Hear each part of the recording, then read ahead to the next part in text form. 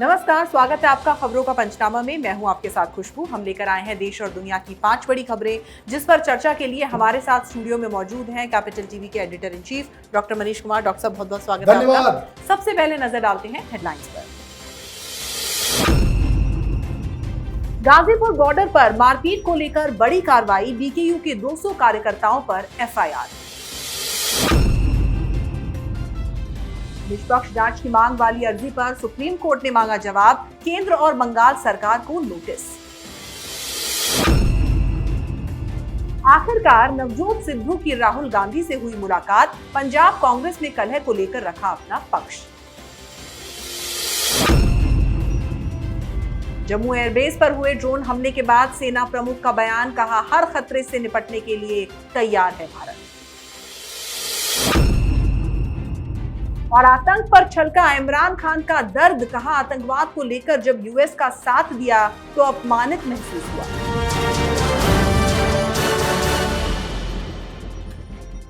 पहली खबर किसान आंदोलन से जुड़ी है। गाजीपुर बॉर्डर पर मंगलवार को किसानों और बीजेपी कार्यकर्ताओं के बीच हुई भिड़ंत के बाद पुलिस ने अब तक भारतीय किसान यूनियन के 200 अज्ञात कार्यकर्ताओं पर एफआईआर दर्ज की है।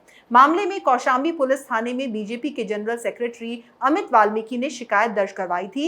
एक तरफ वाल्मीकि ने अपनी शिकायत में आरोप लगाया कि बीकेयू कार्यकर्ताओं ने वाहनों से तोड़फोड़ की और जाति सूचक शब्दों का इस्तेमाल किया, तो वहीं दूसरी तरफ किसानों का कहना है कि ये पूरा मामला उनके 7 महीने के आंदोलन को खत्म करने के लिए बीजेपी और राष्ट्र स्वयं सेवक संघ की साजिश का हिस्सा है। बता दें कि गाजीपुर बॉर्डर पर किसानों और भाजपा कार्यकर्ताओं के बीच बुधवार को भिड़ंत हो गई थी। बीजेपी कार्यकर्ता नवनियुक्त प्रदेश मंत्री अमित वाल्मीकि का स्वागत करने वहां पहुंचे थे, लेकिन उसी दौरान बवाल शुरू हो गया।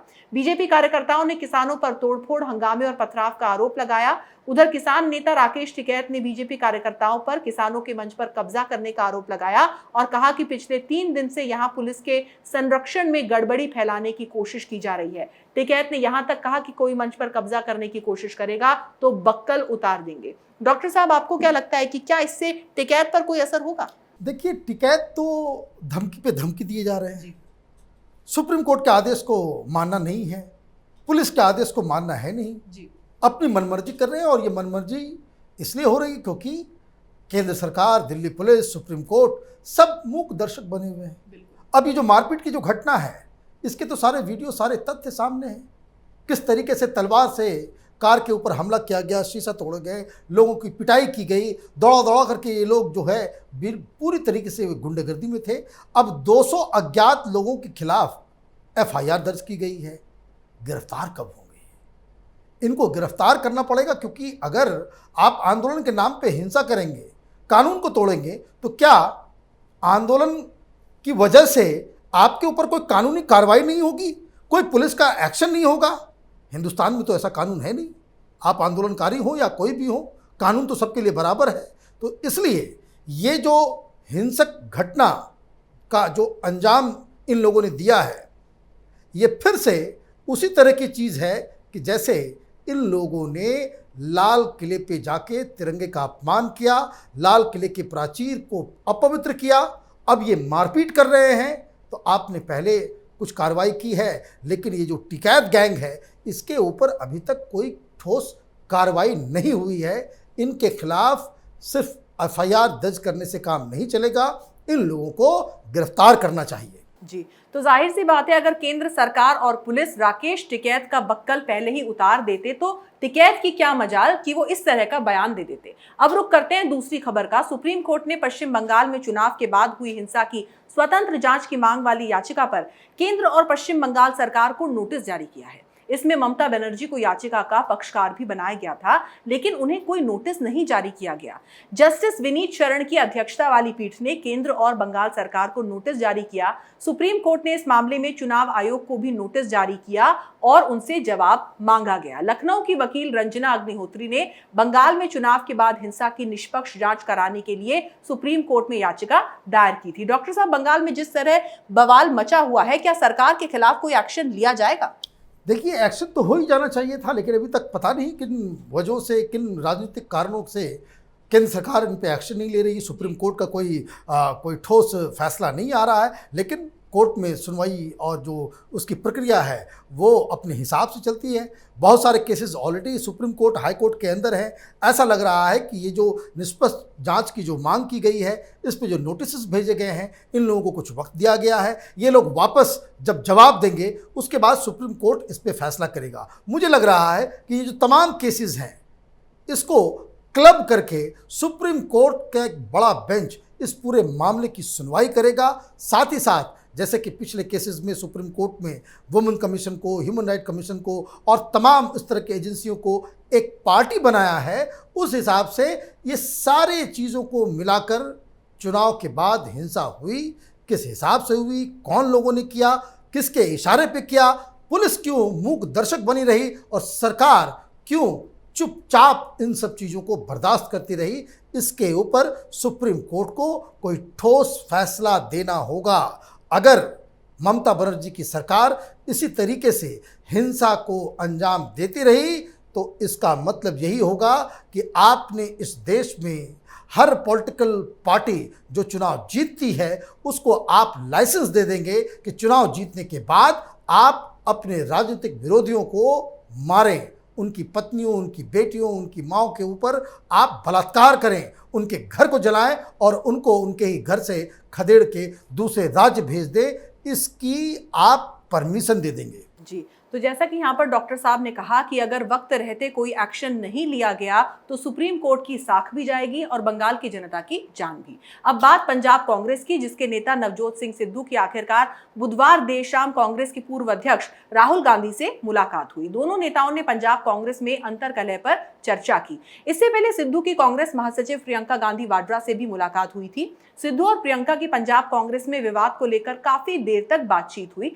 सिद्धू मंगलवार को राहुल गांधी और प्रियंका गांधी के साथ बैठक के लिए पहुंचे थे, लेकिन राहुल गांधी ने ऐसी कोई बैठक करने से इनकार कर दिया था। सिद्धू ने ट्वीट करके अपनी कांग्रेस महासचिव प्रियंका गांधी वाड्रा से मुलाकात के बारे में जानकारी दी थी। दोनों नेताओं ने पंजाब कांग्रेस के मामले को लेकर बैठक की। इसके बाद सिद्धू शाम को कांग्रेस के पूर्व राष्ट्रीय अध्यक्ष राहुल गांधी से मुलाकात करने पहुंचे। बताया जा रहा है कि सिद्धू ने पंजाब कांग्रेस में कलह को लेकर अपना पक्ष रखा। डॉक्टर साहब, राहुल ने पहले मीटिंग से इनकार कर दिया, उसके बाद वो राजी कैसे हो गए? देखिए, जो लोग कंफ्यूज होते हैं जी, उनकी क्रियाकलाप भी जो है बिल्कुल कंफ्यूज होती है जी। आपने क्या कर दिया?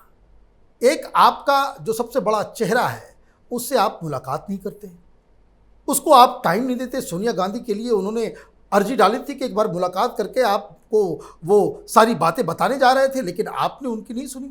ऊपर से अब खबर ये आ रही है कि ये नवजोत सिंह सिद्धू इन दोनों से मुलाकात करके ये दबाव डाला जा रहा है अमरिंदर सिंह के ऊपर कि आप नवजोत सिंह सिद्धू को पीसीसी का अध्यक्ष बना दें। मतलब पार्टी अध्यक्ष पंजाब में नवजोत सिंह सिद्धू और मुख्यमंत्री कैप्टन अमरिंदर सिंह होंगे।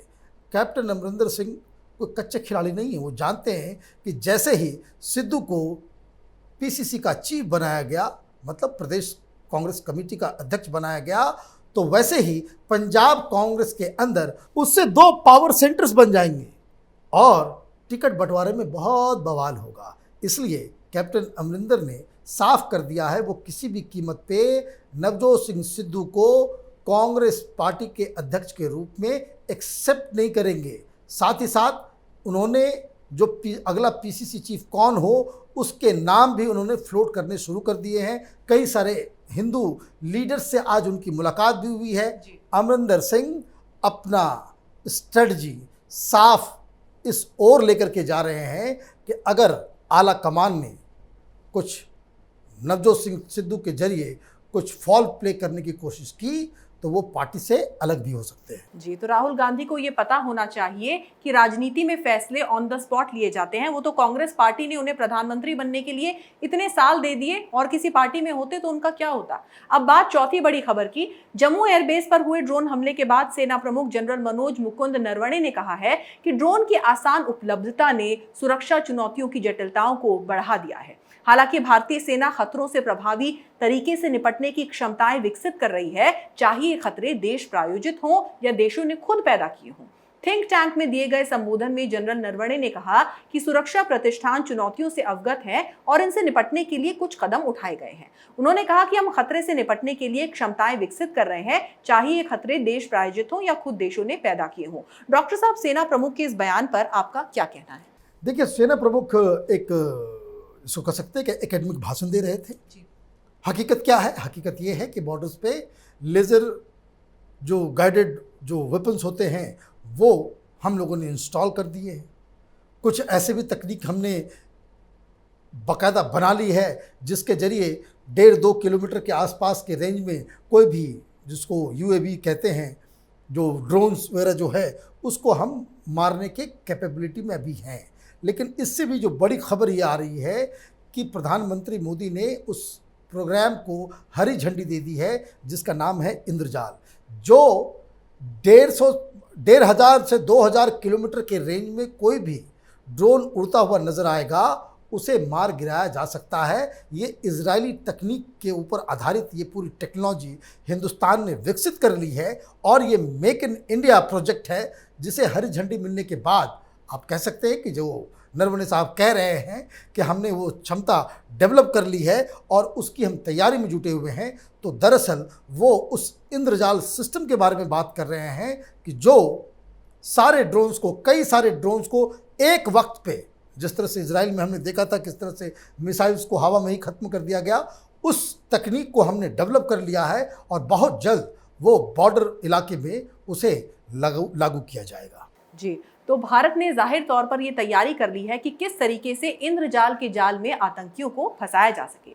आखिरी खबर पाकिस्तान से जुड़ी है। पाकिस्तान के प्रधानमंत्री इमरान खान ने बुधवार को कहा कि एक पाकिस्तानी होने के नाते उन्होंने तब से ज्यादा कभी अपमानित महसूस नहीं किया जब पाकिस्तान ने अफगानिस्तान में आतंकवाद के खिलाफ जंग में अमेरिका का साथ देने का फैसला किया था। पाकिस्तान आतंक को लेकर कभी भी सख्त कदम नहीं उठाता है। ऐसे में उस पर आतंक के खिलाफ कदम उठाने के लिए अमेरिका और पश्चिमी मुल्कों का दबाव रहता है। इमरान ने कहा कि उनका देश शांति में तो अमेरिका का साथ दे सकता है, लेकिन जंग में नहीं। नए वित्त वर्ष के बजट को बहुमत से मंजूरी दिए जाने के एक दिन बाद नेशनल असेंबली में विभिन्न मुद्दों पर परिचर्चा के दौरान इमरान ने अमेरिका के साथ भविष्य में सहयोग को लेकर स्पष्ट रेखा खींचते हुए कहा कि ये 9/11 हमले के बाद आतंकवाद के खिलाफ युद्ध में पाकिस्तान अमेरिका की साझेदारी के विपरीत सहयोग पर आधारित होगा, जिसके परिणाम स्वरूप पाकिस्तान को गंभीर झटका लगा था। डॉक्टर साहब, इमरान खान ये कौन से अपमान की बात कर रहे हैं? देखिए, ये अपमानित देश है जी। आप अमेरिका से पैसा लेंगे जी।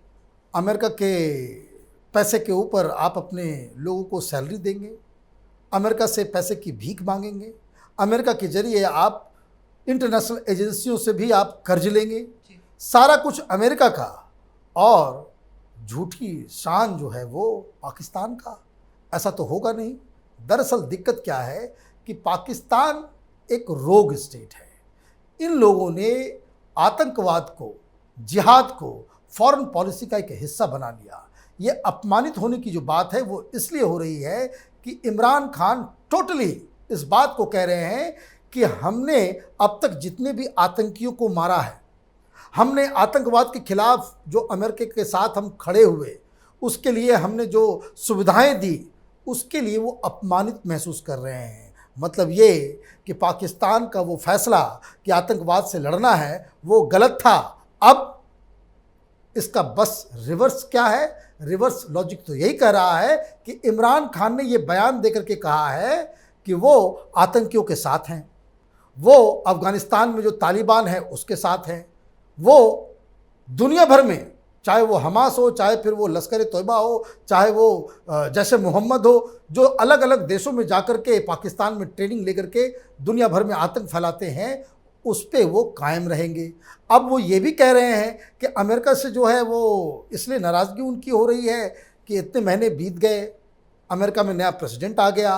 पहले तो डोनाल्ड ट्रंप से ये बड़े नाराज़ चलते थे, पाकिस्तानियों को बड़ा दिक्कत था कि अब डोनाल्ड ट्रंप चला गया है तो अब वहाँ से जो नए प्रधान राष्ट्रपति होंगे उनसे हमारे रिश्ते जो है अमेरिका के वो बेहतर हो जाएंगे। लेकिन हुआ ये है कि इतने महीनों के बाद भी इमरान खान को वाशिंगटन डीसी से एक फ़ोन तक नहीं आया है। और इसलिए ये जो आपने बात कही कि ये जो अमेरिका के साथ जो रिश्ते हैं वो पाकिस्तान के दिन ब दिन खराब होते चले जा रहे हैं और इसका खामियाजा पाकिस्तान की जनता को आगे चल के भुगतना पड़ेगा। जी डॉक्टर साहब, बहुत बहुत शुक्रिया इस तमाम जानकारी के लिए। धन्यवाद। तो खबरों का पंचनामा में आज के लिए बस इतना ही। देश और दुनिया की तमाम खबरों के लिए आप देखते रहिए कैपिटल टीवी। हमें लाइक करें, शेयर करें और कैपिटल टीवी को सब्सक्राइब करें। नमस्कार।